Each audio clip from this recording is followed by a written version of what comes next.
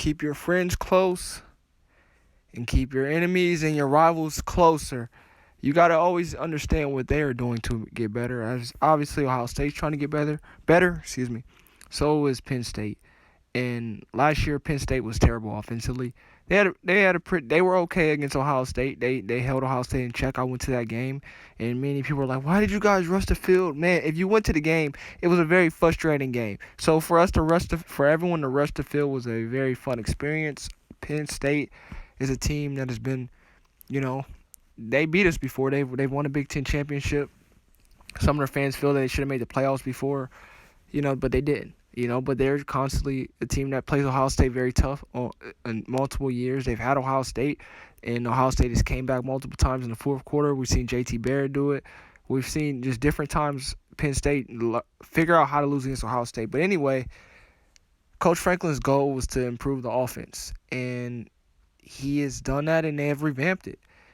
And one reason because they were 90th last year. And so basically he's very, very confident in the offense that they're going to have this year.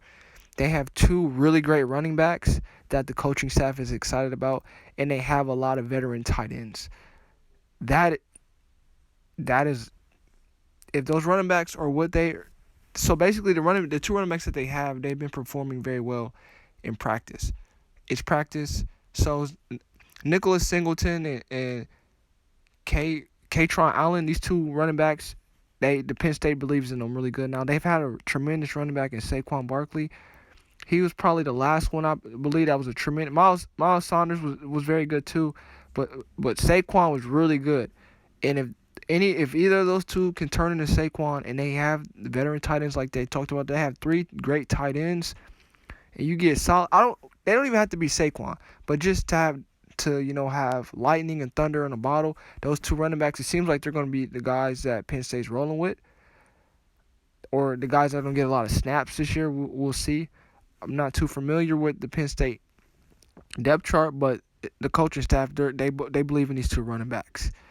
And if Penn State can run the ball, and so I know they lost Dotson, so I'm trying to figure out, why are you not discussing your receivers?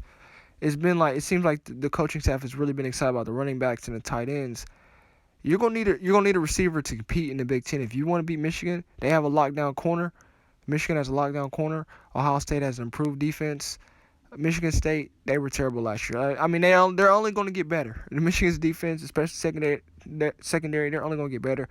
You're gonna need a wide receiver to stretch the field. I don't care how good your defense is, because the run game, team Michigan State is not going to let you beat you. You're not going to beat them running the ball. That team up north, they have great linebackers. You're not going to beat them running the ball. And then Ohio State, you're not going to beat Ohio State running the ball. At some point, you have to put up points to stay with the offense that Ohio State has, especially at the wide receiver position. And they can run the ball too.